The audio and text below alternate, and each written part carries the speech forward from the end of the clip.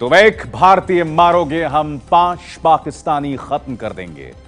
सीमा पर बार बार cease fire उल्लंघन साबित करता है कि पाकिस्तान सर्जिकल स्ट्राइक से किस कदर बौखलाया हुआ है। अब तक पाकिस्तानी गोलीबारी में 3 से 4 बीएसएफ जवान शहीद हो गए हैं। जवाब में भारत ने 15 पाकिस्तानी रेंजर्स को मार गिराया है। नतीजा, पाकिस्तान को इस वक्त सूझ नहीं रहा कि वो अपनी इज्जत बचाने के लिए क्या करे। एबीपी न्यूज आपके सामने ला रहा है भारतीय जवाब की ground report.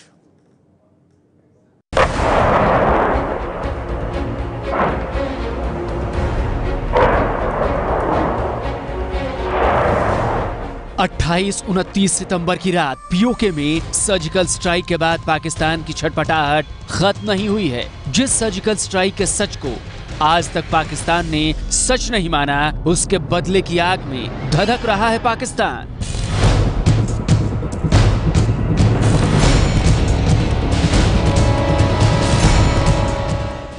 Pakistani rangers, border action team और सेना यानी पाकिस्तान के सारे बैडमैन ने मिलकर भारत के खिलाफ सीमा पर जंग छेड़ रखी है।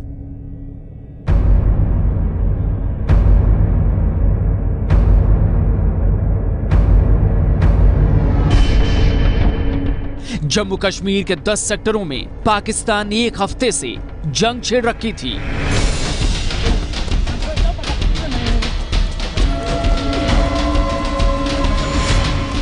अंतर्राष्ट्रीय सीमा और लाइन ऑफ कंट्रोल पर एक हफ्ते से युद्ध का माहौल बनाया हुआ है।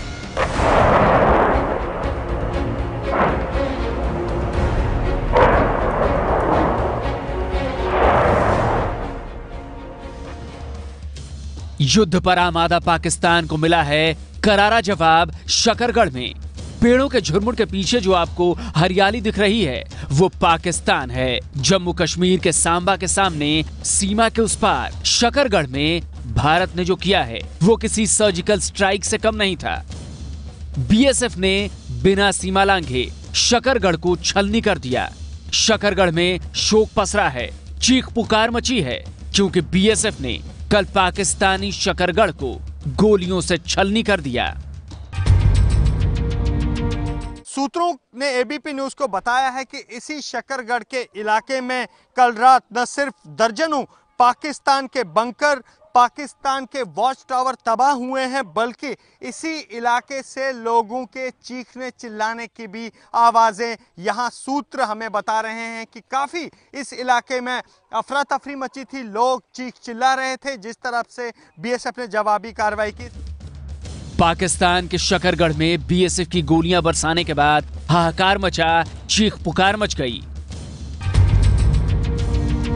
सूत्र एबीपी न्यूज को यह भी बता रहे हैं कि इसी शकरगढ़ के इलाके में जो कुछ एम्बुलेंसेस भी सीमा से सटे हुए इलाकों में दिखाई दी और बीएसएफ ने उन एम्बुलेंसेस पर फायर नहीं किया, क्योंकि प्रोटोकॉल के हिसाब से फायरिंग जो है वो एम्बुलेंसेस पर नहीं होती है। नुकसान पाकिस्तान को ज्यादा हो रहा है, लेकिन उसे न तो अपने नागरिकों की फिक्र है न जवानों की। बीएसएफ ने सर्जिकल स्ट्राइक के बाद पाकिस्तानी सीमा पर तैनात 15 पाकिस्तानी रेंजर्स को मार गिराया है। देखिए, नंबर का जहां तक सवाल है, हम उतने ही नंबर को देख सकते हैं जिसको हमने आंखों से देखा है, हमारे लोगों ने आंखों से या किसी इंस्ट्रूमेंट से देखा है, और हमें लगता है कि वो कम से कम जो है वो स्नाइपिंग के बाद वाले फिगर वो कंटिन्यू कर लें तो करीब 15 के आसपास है। सर्जिकल स्ट्राइक के बाद पाकिस्तान 56 बार युद्ध विराम का उल्लंघन कर चुका है।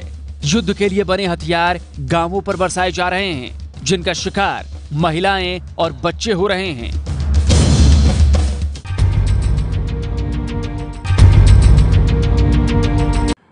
पाकिस्तान गोलियों से भारत को डराने की कोशिश में है।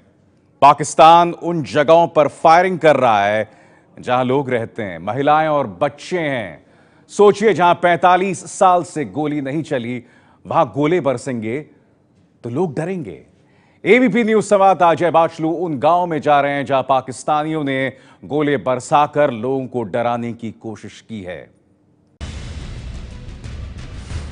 एबीपी न्यूज संवाददाता अजय बाशरू पिछले कई दिनों से जम्मू कश्मीर के इन्हीं इलाकों में रात दिन बिता रहे हैं जहां पाकिस्तान युद्ध नीति के हर सबक की धज्जियां उड़ाते हुए हमले कर रहा है।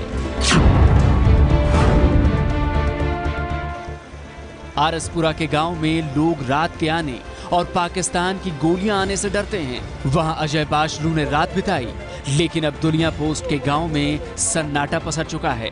लोग घरों से जा चुके हैं क्योंकि 24 घंटे पाकिस्तानी गोलियों का डर बना हुआ है।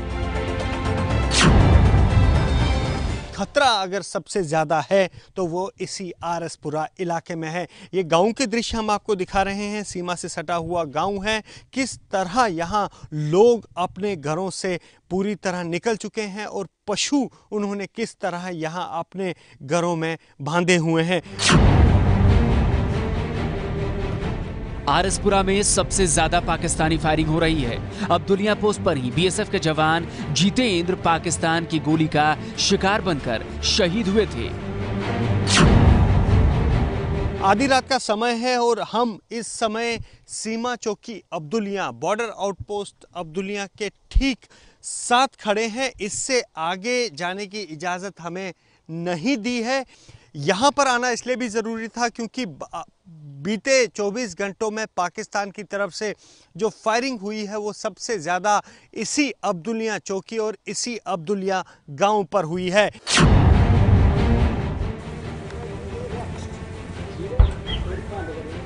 आज दोपहर भी पाकिस्तानी फायरिंग के वक्त अजय बाशरू आरसपुरा में ही थे। गांव की ओर जा रहे थे, लेकिन रास्ते में खबर मिली कि फायरिंग हो रही है। फायरिंग से डरे सहमे लोग गांव से भागते मिले। गांव के लोगों ने उनको रास्ते में ही रोक लिया जो गांव की ओर जा रहे थे। यह जम्मू का आरसपुरा सेक्टर है जहां लगातार पाकिस्तान फायरिंग कर रहा है। सुबह 10:30 बजे से फायरिंग हो रही है। आप देख रहे हैं फायरिंग के बीच किस तरह यहां लोग भागकर जा रहे हैं। इन लोगों से बात करने की कोशिश करते हैं। मेरा नाम प्रकाश सिंह। प्रकाश जी, कहाँ से आ रहे हैं आप? हम रैपर सैदा से आ रहे हैं। क्यों सब सामान लेके? सामान इसलिए ले आए हैं कि हमारे गांव में गोले पड़ गए हैं। हाँ। और 4-5 गोले सड़क के ऊपर पड़े हैं, रोड के ऊपर। हाँ। और 4-5 गोबर बस्ती में पड़े हैं अभी। हाँ। अभी पड़े हैं। तो आप देख रहे हैं किस तरह यहाँ पर सारा गांव इकट्ठा हो गया है और इस जगह से आगे किसी को नहीं जाने दिया जा रहा है एहतियातन, क्योंकि लगातार पाकिस्तान यहाँ फायरिंग कर रहा है।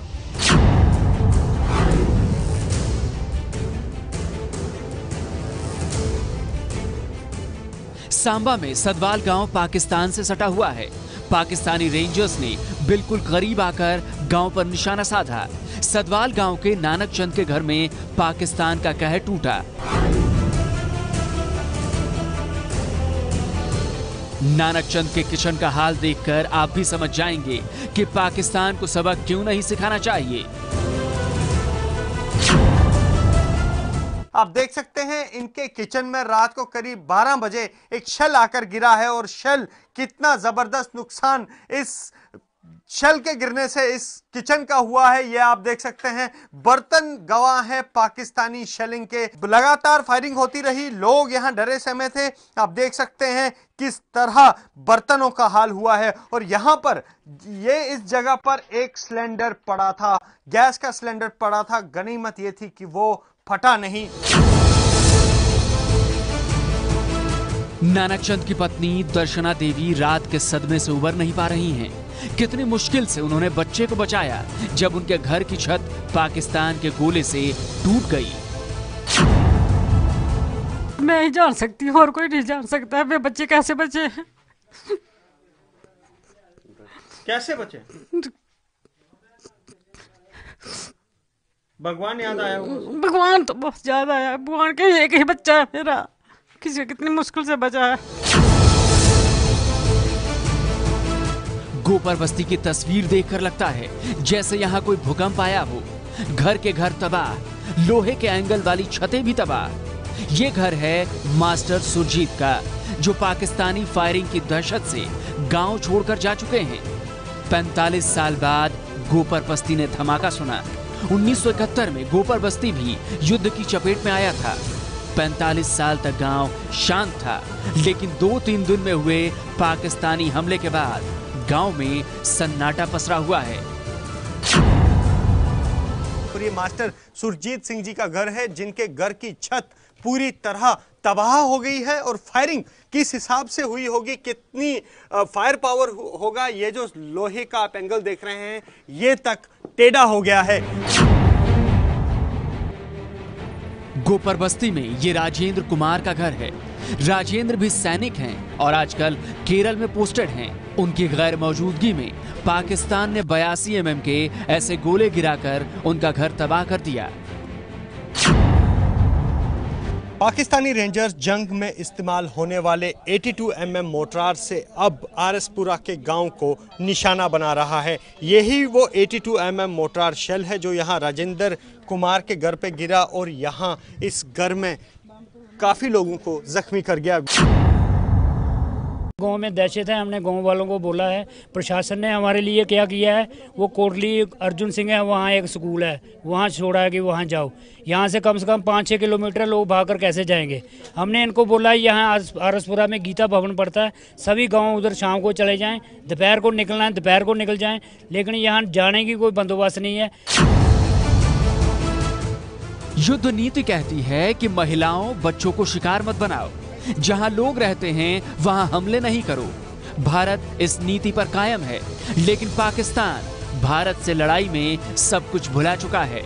लोगों की नींद गायब है, घर तबाह है, गांव में लोगों ने हौसला रखा हुआ है, लेकिन शिकायत है कि सरकार से जितनी मदद मिलनी चाहिए वो नहीं मिल रही है। पाकिस्तान ने छल नीति के तहत उन गांवों को निशाना बनाया है जहां खुद उसने कभी फायरिंग नहीं की थी। इसीलिए भारत की ओर से गांवों पर ध्यान कम था। लोगों को न तो चौकन्ना किया गया, न ही लोगों को खतरे वाली जगह से हटाया गया। सांबा और आरएसपुरा से कैमरामैन पवन चौधरी के साथ अजय बाशलू की रिपोर्ट।